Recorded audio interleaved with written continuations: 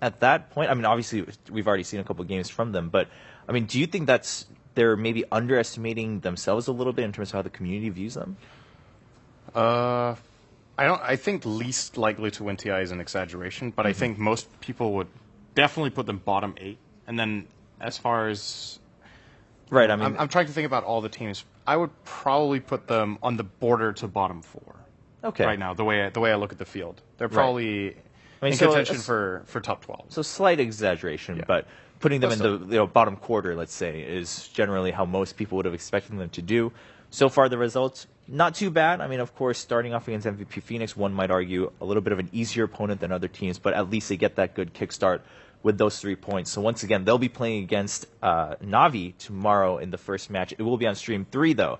So if that's something you want to keep a lookout for, hey, Complexity, how good are you? You say you've been practicing all year for TI. Definitely tomorrow you'll be tuning into Stream 3 when we kick off at 9 a.m. But for now, we do have one last set of matches here, and of course for the main stream, we're just about to kick off the last best of 2. It will be Empire returning to see if they can get some points against eHome. And let's continue the thought down. I mean, we heard a little bit from you, Cinder, earlier. Ben, eHome versus Empire, how do you rate Empire's chances here? Definitely looking a little bit better? Yes, it's definitely better than versus their prior matchup. It's just I want to see how they adjust. They didn't really adjust terribly well, I would say, from Game 1 to Game 2, and that really worries me a lot as a person who's rooting for Empire. I've always applauded their amazing chemistry and teamwork, and every time I watch them play, I'm like, man, these guys look like they've been playing together for 5 years. And they have been very stable, and I had higher hopes for them at the last TI, and we thought that this was their TI. This is what's going to happen for them. But, I mean, they really need to at least take 1 point in this if they want to advance to the upper bracket of this group. Yeah, I mean, it's funny that we keep mentioning that it's only day 1, but at the same time, if you play 2 matches and you're at 0, we didn't have that happen in Group A, and if that happens in Group B, you know that, all right, you're in a pretty bad spot to get those top 4. That's a good point that you bring up. Winter, what about you? Where do you put eHome? I mean, specifically against Empire, sure, but overall in TI? I think eHome is a team where I feel middle of the pack.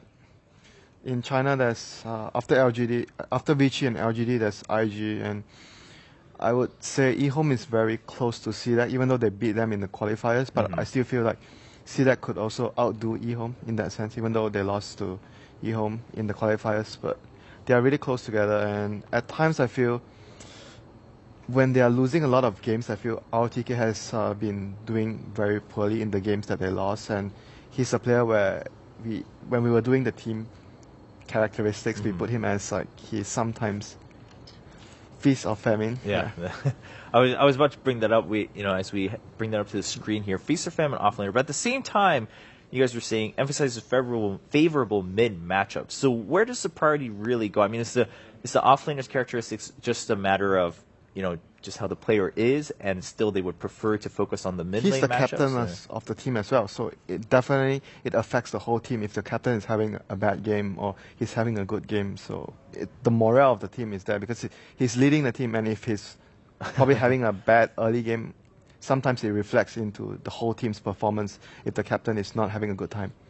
As far as the whole mid matchup goes, it's just CTY's strength. He is an absolutely incredible mechanical lane player.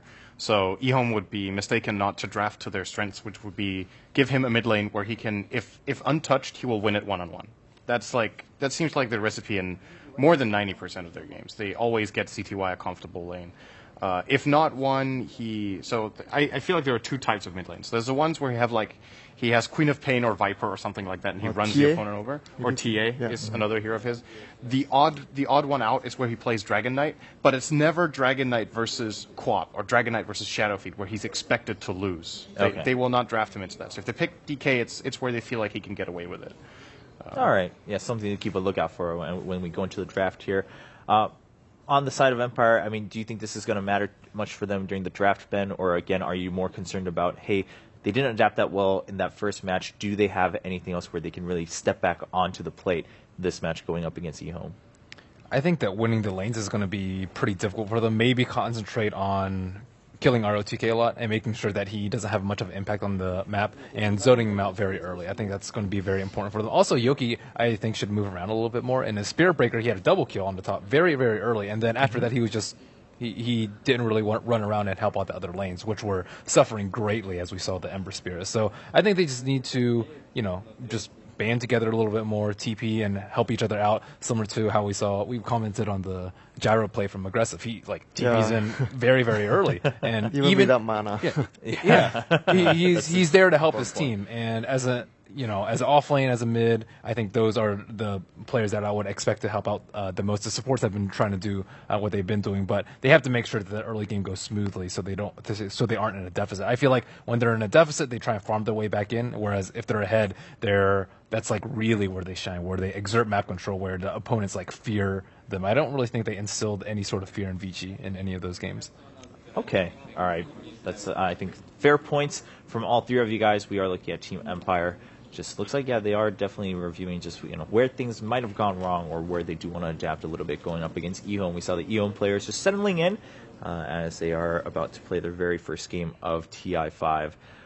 Now, before we wrap up, before we get into the last match, I do want to ask, we discussed it a little bit yesterday, even in the beginning of the show, but now that we've seen a lot of these teams play to some extent, where do we feel about the Group A, Group B differential? Group A, definitely a little bit harder or stronger, or Group B, just not enough games yet? Or because so far, Empire, for instance, if Empire loses 0-2 here, right, it clearly seems like Group A might be a little bit harder because it's not as a big differential. No one lost 0-2 in their first two matches. If you just want to look at the average skill level of each group, I think Newbie has impressed, so that definitely pulls Group B up for a lot of people's expectations. True, yeah. They're most were just counting Newbie out, going in, they are not going to be a threat. And I personally was I have no idea, so I'm not going to judge. They could have prepared and practiced, and they have really talented players, but DAC was just a mega flop for them, and they haven't really been showing two great performances afterwards either.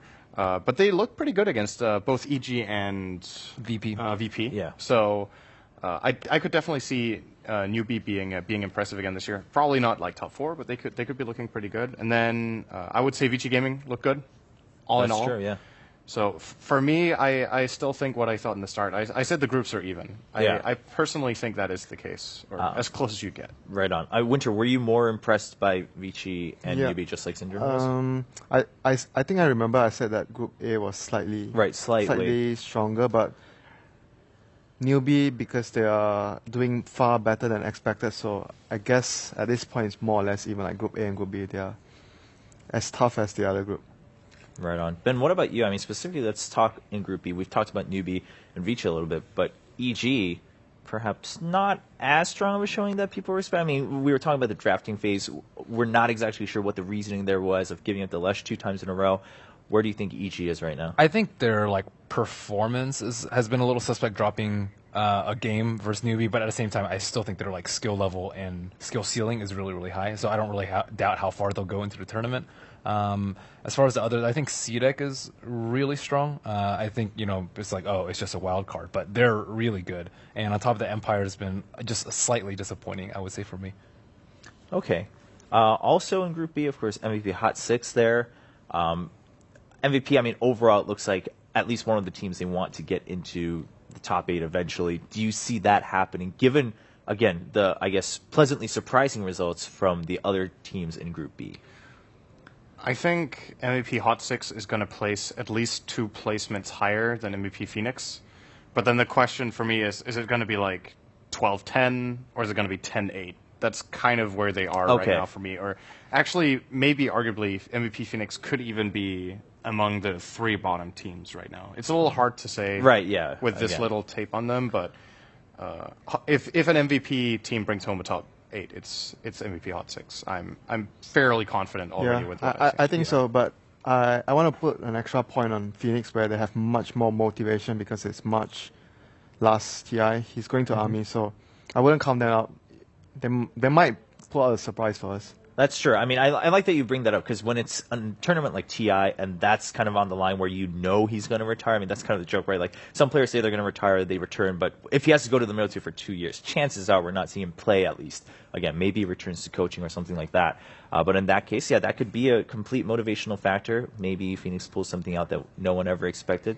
So that will be interesting. We will get to see Hot 6 tomorrow on the mainstream, so that's a little bit of a primer. But for now, we are going into our very last match. The last best of 2 for day 1. It will be Empire versus eHome. Kicking this off, Empire is on the dire side with eHome on Radiant.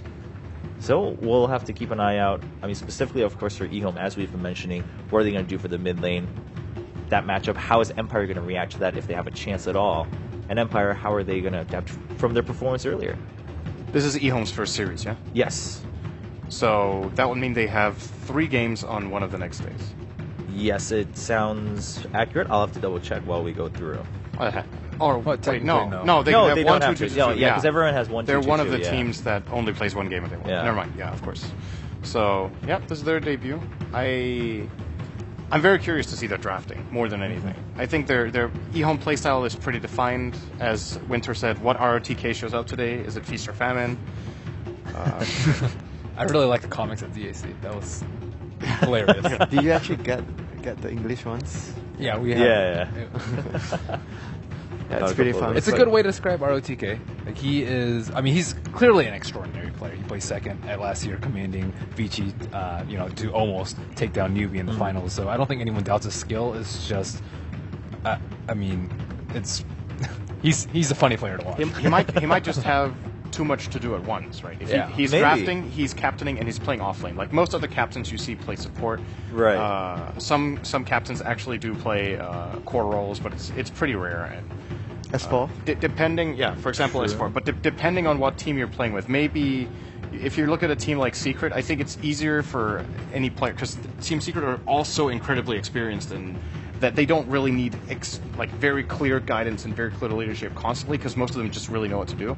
But in a team like eHome, there's less experienced players. I could imagine that RTK kind of needs to, I won't say hold the players' hands on the way, but definitely needs to guide them more than in Secret. So maybe he has difficulty finding the focus to perform in his own game at the same time. That can be an issue.